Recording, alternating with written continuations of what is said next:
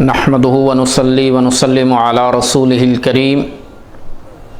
अम्मा बअदु फ़अऊज़ु बिल्लाहि मिनश शैतानिर रजीम बिस्मिल्लाहिर रहमानिर रहीम इन्नमा युरीदुल्लाहु लियुज़हिबा अन्कुमुर रिज्स अहलल बैत व युतह्हिरकुम तत्हीरा आमन्तु बिल्लाहि सदक़ल्लाहुल अज़ीम अस्सलातु वस्सलामु अलैका या रसूलल्लाह व अला आलिका व अस्हाबिका या हबीबल्लाह। मेरा चैनल के नाज़रीन, आज मुहर्रमुल हराम की मुनासिबत से आपके सामने वाक़या करबला का तहक़ीक़ी जायज़ा पेश करने जा रहे हैं।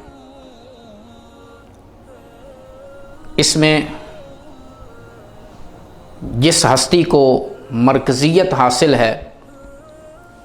वो हस्ती दिलबंद मुर्तज़ा नूर नज़र फ़ातिमा ज़हरा और नवासा सैयदुल अंबिया इमाम हुसैन अलैहिस्सलाम, जिन्होंने दीन हक़ की सरबलंदी के लिए और जुल्म सितम के ख़ात्मे के लिए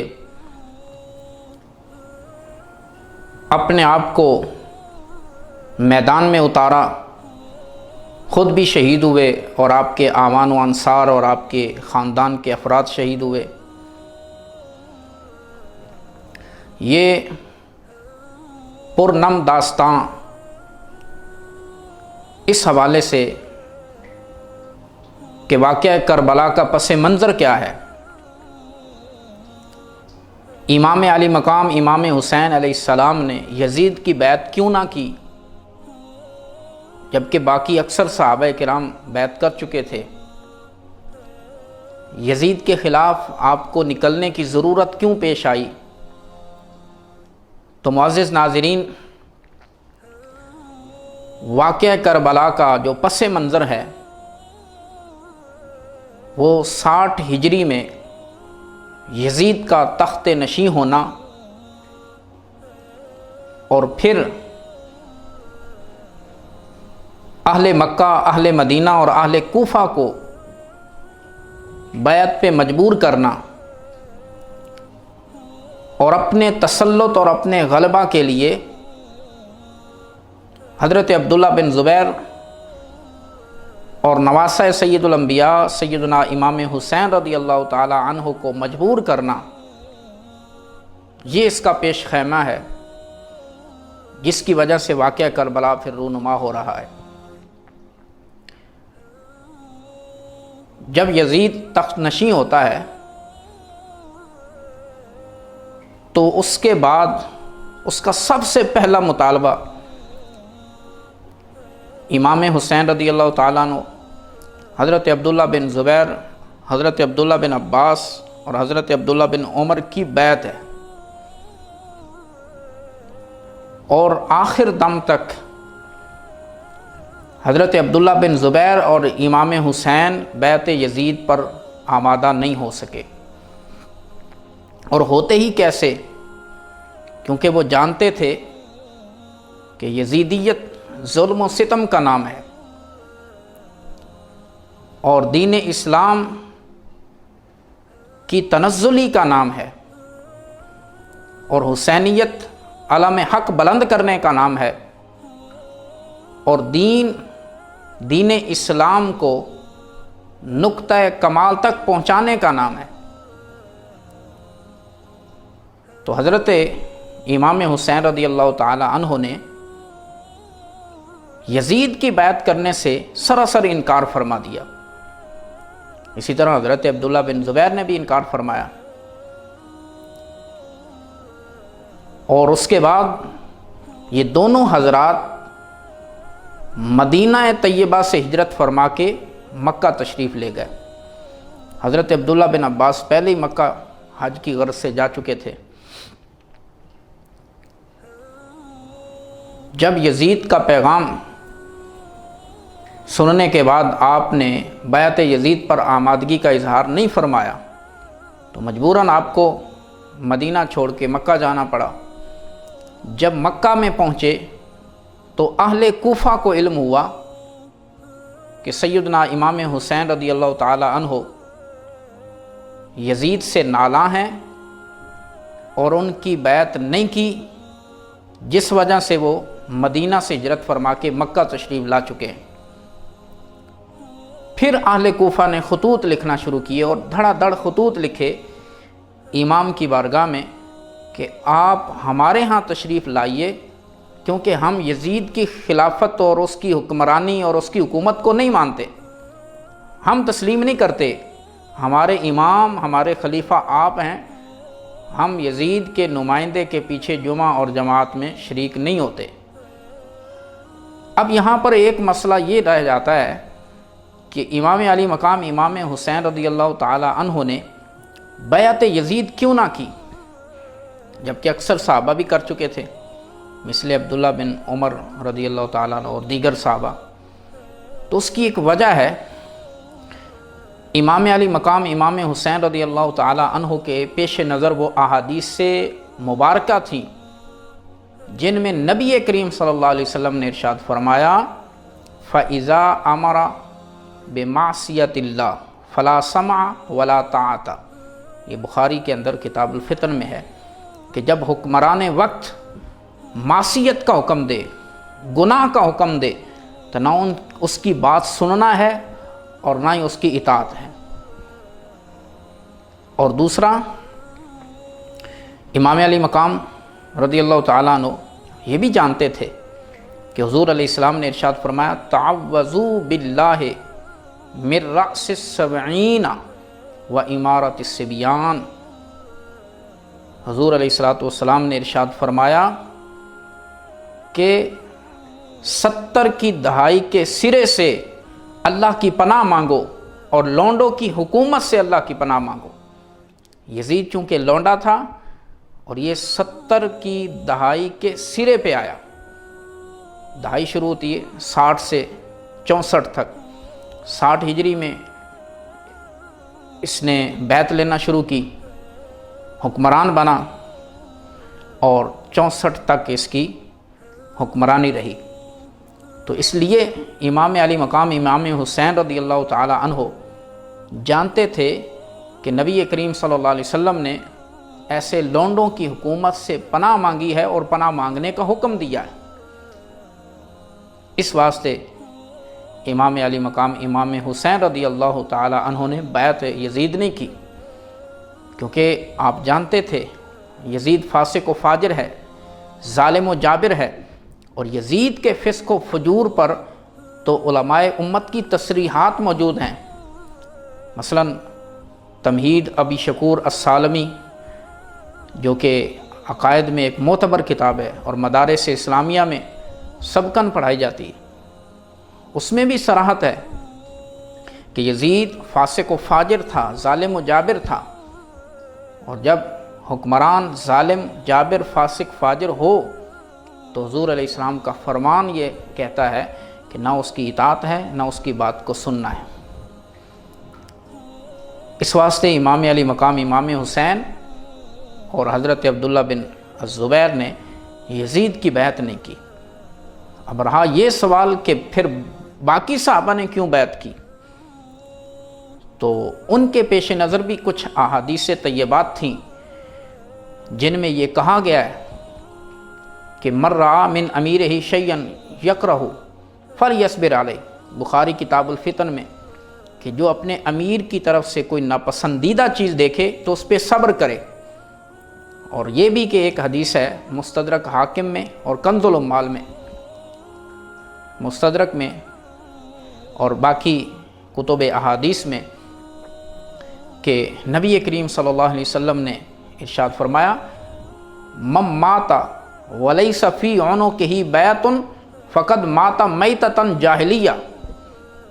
جو اس حالت میں مر گیا کہ اس نے حکمران وقت کی بیعت نہ کی تو وہ جاہلیت کی موت مرا۔ تو ان کے پیش نظر یہ احادیث تھیں جن کی وجہ سے انہوں نے بیعت کر لی۔ اب یہاں پر ایک واضح فرق ہے کہ حضرت عبداللہ بن عمر رضی اللہ تعالیٰ عنہ نے جنہوں نے بیعت کی اور دیگر صحابہ یہ بھی مجتہد تھے، اور امام علی مقام امام حسین بھی مجتہد بلکہ مجتہدین کے امام تھے۔ ان کا اجتہاد اپنی جگہ، امام حسین کا اجتہاد اپنی جگہ، کیونکہ نبی کریم صلی اللہ علیہ وسلم کا ارشاد اقدس ہے کہ جب مجتہد کسی معاملے میں اجتہاد کرتا ہے تو اس کے لیے اجر ہے، اگر وہ اجتہاد میں خطا پر ہو تو 1 اجر، اور ثواب اور درستگی پر ہو تو 2 اجر ہیں۔ تو امام علی مقام یقیناً اس معاملے میں حق اور ثواب پر تھے، اور جنہوں نے بیعت کی ان سے خطائے اجتہادی سرزد ہوئی، جبکہ اس پر بھی 1 اجر کا وعدہ کیا گیا۔ لہٰذا کسی پر تان نہیں کیا جا سکتا کہ انہوں نے کیوں کی اور امام حسین نے کیوں نہیں کی، یہ نہیں کہا جا سکتا۔ اور دوسری بات جو میں آپ کے سامنے رکھنا چاہتا ہوں وہ یہ ہے کہ ایک ہے راہ رخصت اور ایک ہے راہ عزیمت۔ اس معاملے میں دیگر صحابہ نے راہ رخصت پہ عمل فرمایا، اور امام علی مقام امام حسین رضی اللہ تعالی عنہ نے راہ عزیمت اپنائی۔ راہ رخصت اور راہ عزیمت کا فرق بالکل واضح ہے۔ مثلا کوئی شخص، کوئی ظالم جابر کافر کسی مسلمان کو کہتا ہے کہ تم کلمہ کفر بولو ورنہ تجھے قتل کر دوں گا۔ اب اس کے پاس 2 ہی راستے ہیں مسلمان کے پاس، یا تو زبان سے کلمہ کفر کہہ لے دل سے برا سمجھتے ہوئے تاکہ اس کی جان بچ جائے، یہ ہے راہ رخصت، شریعت نے اس کی بھی اجازت دی ہے۔ اور دوسرا یہ ہے کہ راہ عزیمت پہ چلتے ہوئے وہ کلمہ کفر نہ بولے اور شہادت کو قبول کر لے، تو بے عین ہی یہاں پر بھی دیگر صحابہ نے راہ رخصت پہ عمل فرمایا، اور امام علی مقام نے راہ رخصت کو چھوڑ کے راہ عزیمت اپنائی اور درجہ شہادت پہ فائز ہوئے۔ یقیناً یہ بہت بڑا درجہ ہے، استقامت کا بھی بہت بڑا درجہ ہے، اور شہادت ویسے ہی ایک عظیم درجہ ہے۔ تو امام علی مقام امام حسین راہ عزیمت پہ چلے اور شہادت پا کر عظیم مرتبے پر فائز ہوئے۔ اور جب امام علی مقام امام حسین رضی اللہ تعالی عنہ آپ مکہ میں تشریف فرما تھے تو خطوط آنا شروع ہوئے، پھر آپ نے یزید کے خلاف نکلنے کا ارادہ فرمایا اور کوفہ جانے کا ارادہ ظاہر فرمایا۔ کچھ صحابہ نے منع بھی کیا، مثل عبداللہ بن عباس وغیرہ، انہوں نے منع فرمایا کہ کوفہ والے یہ بے وفا لوگ ہیں جنہوں نے آپ کے بھائی اور آپ کے والد گرامی کو شہید کیا، اور آپ ان کے پاس جا رہے ہیں۔ لیکن اس کے باوجود بھی امام علی مقام نے جانا ہی پسند فرمایا اور یزید کے خلاف نکلنے کو ترجیح دی۔ اس کی بھی ایک خاص وجہ ہے، کنز العمال میں جو حدیث پاک آتی ہے وہ آپ کے پیش نظر تھی۔ حضور علیہ الصلوۃ والسلام کا ارشاد گرامی ہے، عن ابن عباس قال قال رسول اللہ صلی اللہ علیہ وسلم من استعمل عاملا من المسلمین وهو يعلم انه اولا بذلك منه وعالم بکتاب اللہ وسنت نبیہ فقد خان اللہ ورسولہ وجمیع المسلمین، کہ حضور علیہ السلام نے ارشاد فرمایا کہ جس نے کسی ایسے شخص کو عامل اور حکمران بنایا حالانکہ وہ جانتا بھی ہو کہ اس حکمران سے بہتر بھی ان میں موجود ہے اور کتاب و سنت کا زیادہ علم رکھنے والا بھی موجود ہے، اس کے باوجود بھی ایسے شخص نااہل شخص کو حکمران بنا لیا تو اس نے اللہ، اس کے رسول اور سارے مسلمانوں سے خیانت کی۔ اس وجہ سے امام علی مقام امام حسین نے خروج کو یعنی یزید کے خلاف نکلنے کو ترجیح دی تاکہ اللہ، رسول اور مسلمانوں سے خیانت لازم نہ آئے۔ اور ایک اور بات بھی ہے، شاہ عبدالعزیز محدث دہلوی رحمہ اللہ فتاوی عزیزی میں فرماتے ہیں کہ امام حسین رضی اللہ عنہ جو یزید کے خلاف نکلے تو دفع تسلط کے لیے نکلے، نہ کہ رفع تسلط کے لیے۔ یعنی کہ یزید کا تسلط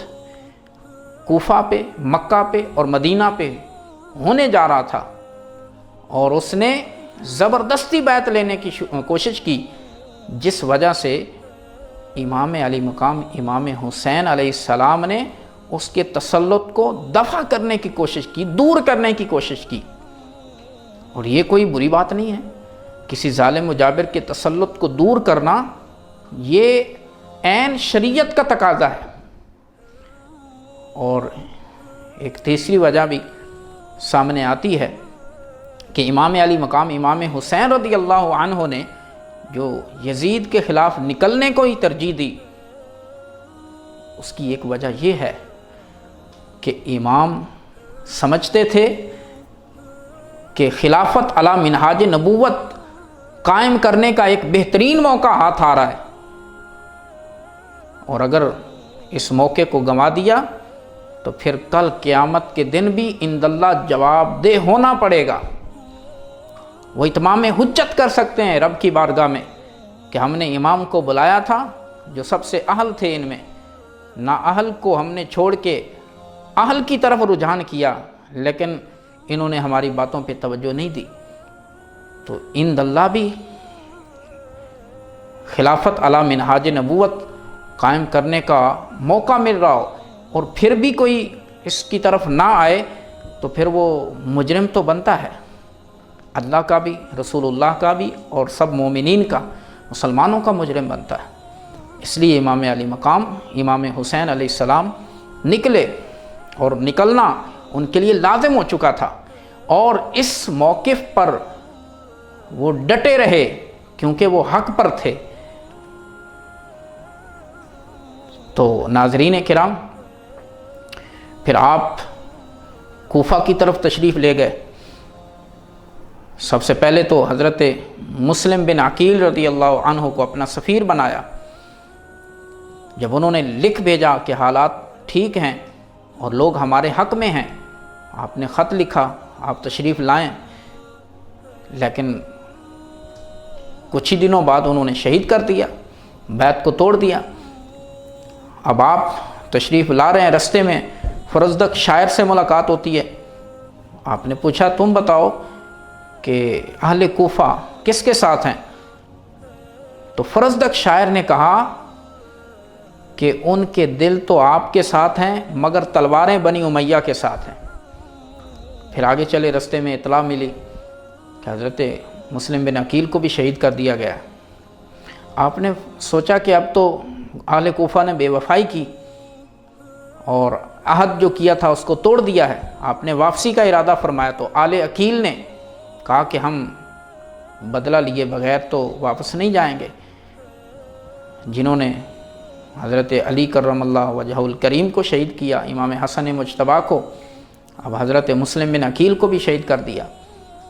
تو ان سے نمٹیں گے، اس لیے پھر امام علی مقام بھی ان کے ساتھ ہو لیے۔ پھر میدان کربلا میں، جب میدان کربلا میں پہنچے تو عمر بن سعد جو عبید اللہ بن زیاد کے کہنے پر کمانڈر بن کے آیا، اس نے روک لیا اور پانی بند کر دیا۔ 10 محرم الحرام کو جمعہ کے دن ان کوفیوں نے اور عبید اللہ بن زیاد کے لشکر نے امام علی مقام کو شہید کر دیا۔ خاندان اہل بیت کے تقریباً 19 افراد کو شہید کیا اور باقی آپ کے اعوان و انصار کو شہید کیا ہے۔ تو یہ سب تعداد ملا کر کل تعداد 72 بنتی ہے۔ 72 افراد کو شہید کیا میدان کربلا میں عمر بن سعد کے لشکر نے، جن میں 19 افراد خانوادہ اہل بیت کے تھے، اور ان میں حضرت علی المرتضیٰ کی اولاد، پھر آگے ان کے پوتے امام علی مقام امام حسین کے خاندان کو شہید کیا، گلشن اہل بیت کو اجاڑا، اور امام الانبیاء صلی اللہ علیہ وسلم کے خانوادے کو جی بھر کے لوٹا، ظلم و ستم کے پہاڑ توڑے، اور ظلم کے سارے طریقے اپنائے۔ اس کے بعد قافلہ اہل بیت کو کوفہ لے جایا جاتا ہے، عبید اللہ ابن زیاد کے سامنے پیش کیا جاتا ہے اور سر حسین کو تشت میں رکھ کے پیش کیا گیا، اور عبید اللہ ابن زیاد جس نے امام علی مقام امام حسین رضی اللہ عنہ کے لبوں پہ چھڑی مار کے توہین کی، بے ادبی کی، حضرت زید بن ارقم رضی اللہ تعالی عنہ موجود تھے مجلس میں، آپ کھڑے ہو گئے، فرمایا اے ابن مرجانہ تو ان لبوں پہ چھڑی مار رہا ہے، ان لبوں کو اور ان رخساروں کو میں نے اپنی آنکھوں سے دیکھا ہے کہ سرکار دو عالم صلی اللہ علیہ وسلم بوسے دیا کرتے تھے۔ تو ابن زیاد کہنے لگا اگر تم بوڑھے نہ ہوتے تو میں تجھے قتل کر دیتا۔ آپ اس کے دربار سے باہر تشریف لے گئے اور اس معاملے کو سخت ناپسند فرمایا۔ پھر ابن زیاد نے قافلہ اہل بیت کو اور سر حسین کو دمشق بھیجا دربار یزید میں۔ اور یہاں پر ایک بات میں آپ سے عرض کروں کہ جو معتبر تواریخ کی کتب میں آئی، الکامل ابن اسیر میں اور امام طبری نے تاریخ الامم والملوک میں اور البدایہ والنہایہ میں،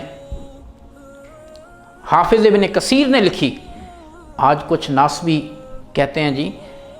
امام علی مقام رضی اللہ تعالی عنہ نے تو مطالبہ کیا تھا، ان سے پیشکش کی تھی یا تو مجھے واپس جہاں سے آیا ہوں وہیں جانے دیا جائے، اور نمبر 2 یا مجھے سرحدوں پہ بھیج دیا جائے تاکہ میں راہ خدا میں جہاد کرتا شہید ہو جاؤں، اور یا پھر مجھے دربار یزید میں لے چلو، میں اس کی بیعت کرنا چاہتا ہوں۔ جبکہ اس کے متضاد، اس کے بالکل الٹ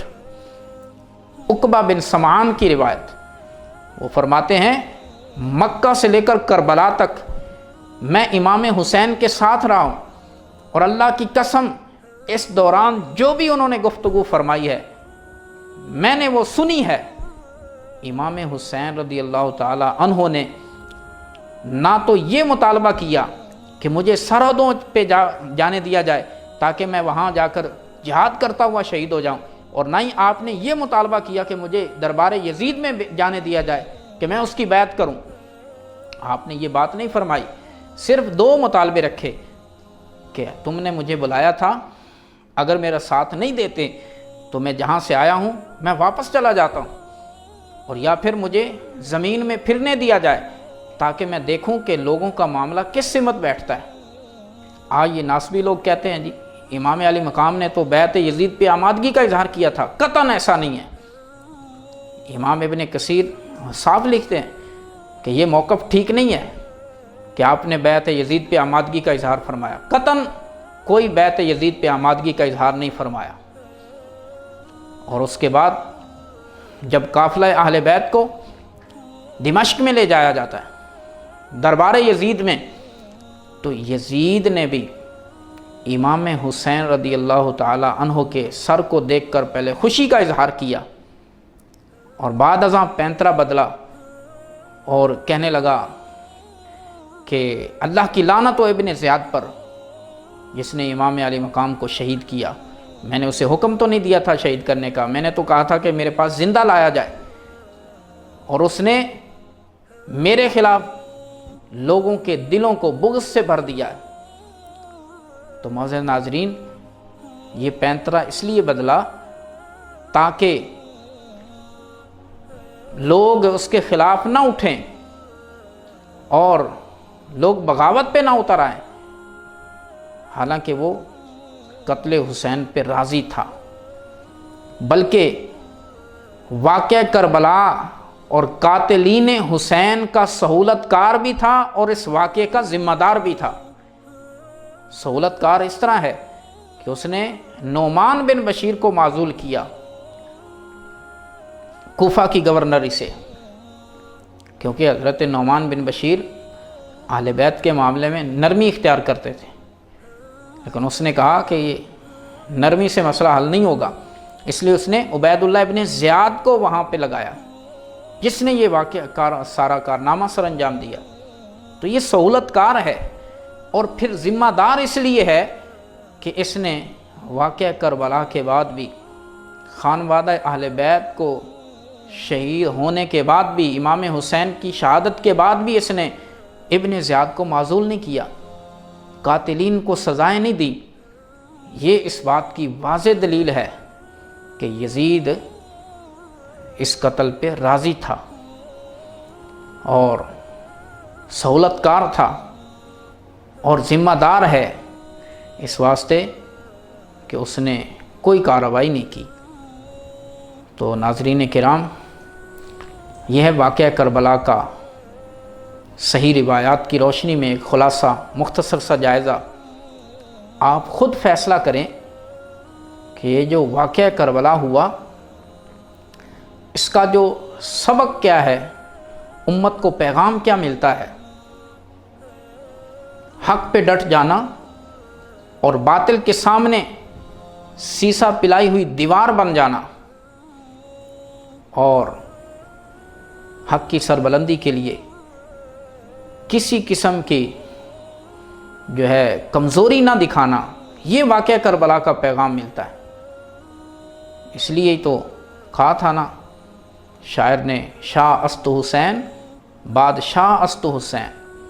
دین است حسین دین پناہ است حسین، سر داد نہ داد دست در دست یزید، حقا کے بنائے لا الہ است حسین۔ سر داد نہ داد دست در دست یزید، سر دے دیا مگر اپنا ہاتھ نہیں دیا یزید کے ہاتھ میں، اس لیے کہ یزید کے ہاتھ پہ ہاتھ رکھنا یہ باطل کی سپورٹ کرنا، ظلم کی سپورٹ کرنا ہے، اور معصیت اور گناہ پر اعانت اور مدد کرنا ہے۔ لیکن امام نے سب کچھ لٹایا لیکن باطل پہ سمجھوتا نہیں کیا، اول سے لے کر آخر تک آپ حق کا ساتھ دیتے رہے اور حق کے علمبردار رہے اور دین اسلام کی حقانیت پہ پہرا دیا۔ تو ناظرین کرام، آج ہمیں اس امر کی ضرورت ہے کہ ہم بھی